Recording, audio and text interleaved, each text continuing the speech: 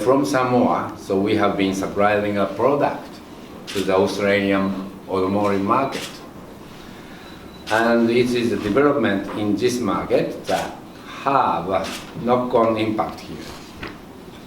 And the other car manufacturer industry in Australia is closing down. So Yazaki has been forced to re-evaluate the viability of our operation here in Samoa. And the demand of the market for shorter lead time and more flexibility, and coupled with the logistics connection to Samoa. So those are make it commercially and be unviable or to supply any other market. For example, USA to Japan from here. As a result, we have been trying to identify other alternative for this operation. And unfortunately, we have not been able to identify anything viable.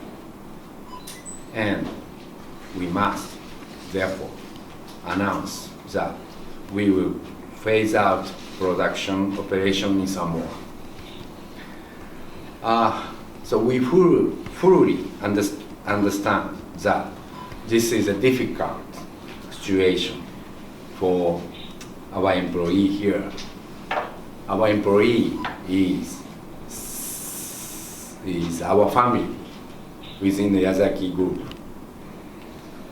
So we intend to provide as much as much support for them as possible. But I think you would understand that last Friday was the last day of production of the Ford motor car in Australia, and this is the start of what we're calling the wind down of the Australian car making operations. This is likely to continue in Australia until the end of 2017, but we have no idea at this moment of the dates. We have to wait for our customer. But in doing that, we're going to do our best to support everybody with upskilling or reskilling, life skill training, opportunities offshore if we can help.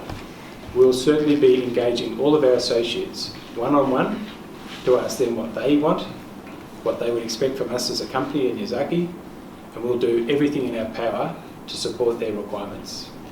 This won't be easy, but we will engage every individual to determine a plan that suits them. Okay? It's not what the company wants, it's what the employee wants.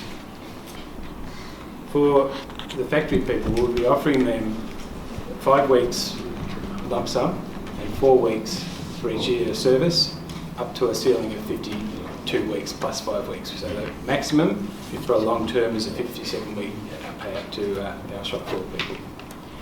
So from 9 to 57 weeks pay. That sounds good. And then plus the special incentives running through. So if we have good attendance, people are rewarded potentially an additional 100 tala per month. When the car companies first announced closure of their manufacturing operations in Australia, we immediately at that time engaged with the government of Samoa to look for other options, maybe even outside of the comfort zone of Yazaki Corporation. We looked at many, but we honed in on about 8 key programs, anything from tourism to shipping, shipping offshoots, I should say, agriculture, aquaculture, textiles. We looked at many, and we put together a pricey summary of business opportunities. We worked in closely into looking at agriculture and aquaculture.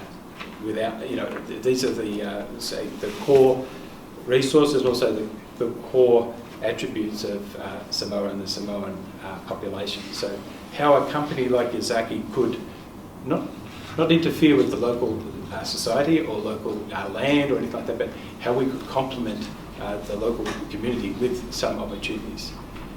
I can say we looked very strongly at the breadfruit opportunities for gluten-free flour. There's been a lot of research done in that area, but also aquaculture. But that program is actually quite foreign to Yazaki Corporation aquaculture.